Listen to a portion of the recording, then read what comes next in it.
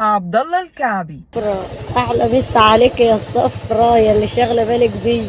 فاكرينه اللي هاجم الاهلي في كاس العالم للانديه اللي فاتت؟ استنوا هفكركم بيه. الاهلي يحقق أسوأ الارقام السلبيه الانديه المشاركه في كاس العالم عبر تاريخها في النسخه الاخيره. ها افتكرتوه؟ رجع يهاجم النادي الاهلي من جديد. ما تيجوا نشوف. مباراه كثيره مأجله للفريق الاهلي المصري. دوم هيك.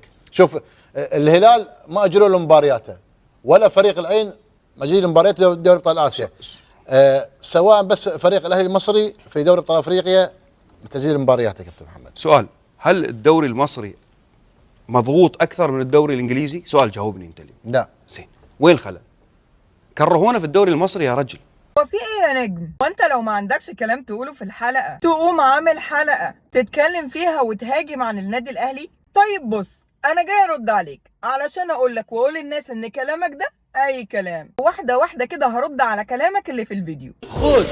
انت قلت ان الهلال مش بيتأجله ماتشات زي الاهلي رغم ان هو بيلعب في بطولة اسيا زي ما الاهلي بيلعب في بطولة افريقيا. ايه رأيك بقى ان الهلال اتأجله 3 ماتشات مع الخليج والفيحاء علشان كاس العالم للأندية، واتأجله ماتش مع الفتح علشان دوري ابطال اسيا اللي انت قلت ما بيتأجلش علشانه ماتشات، مش طلع بيتأجل اهو؟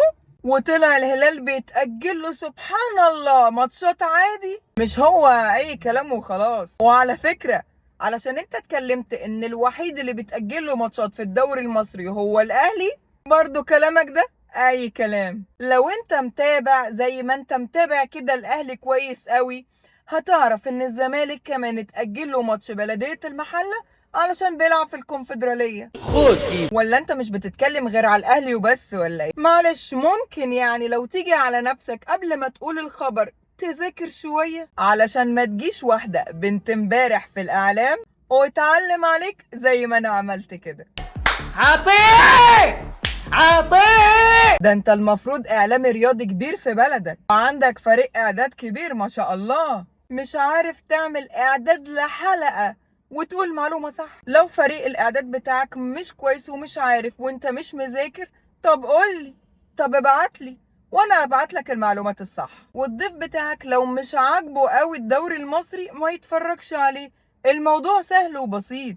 لو مش عاجبك ما تتفرجش. مش عارفه انا انت تعب نفسك ليه. طيب تعالوا نسمع بقى فيديو تاني كان بيتكلم فيه عن ماتش الاهلي وسيمبا قبل الماتش. ما تيجوا نشوف. نتكلم عن فريق الاهلي المصري مع سيمبا. كابتن مهدي، الاهلي المصري مع كولر. الاهلي سينتهي في سيمبا هناك في تنزانيا، ستكون المحطة الأخيرة.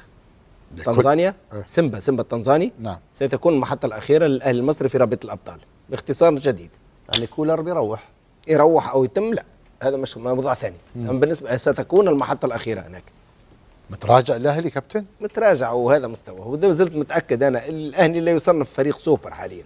يعني مكلف نفسك وجايب استوديو وكاميرات وضيوف ومخرج واعداد وفريق كامل علشان تقول ان الاهلي هيخسر من سيمبا وانه مش فريق سوبر ستار دلوقتي وان ماتش سيمبا هيكون المحطة الاخيرة للاهلي في افريقيا. اهو الاهلي كسب سيمبا على ارضه ووسط جمهور.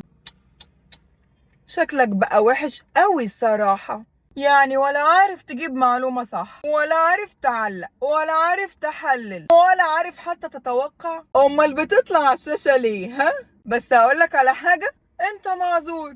اصل مين اللي كان هيعرفك ولا هيتفرج عليك حتى غير لما تتكلم عن الاهلي؟ بس احب اقولك ان دي طريقة مش احسن حاجة في الاعلام ومدتها بتبقى قد كده. بطل تتكلم عن الاهلي يا كعبي علشان تقول اي كلام وخلاص. ولو عايز فعلا تتشهر وتتعرف اجتهد وذاكر وقول اخبار حقيقية مش مفبركة. الموضوع سهل قوي ان الواحد يطلع يقول اشاعات قد كده علشان يتشهر بسرعة، بس ده ما فيهوش امانة اعلامية. اجتهد علشان ربنا يكرمك، وده اخر الكلام. سلام.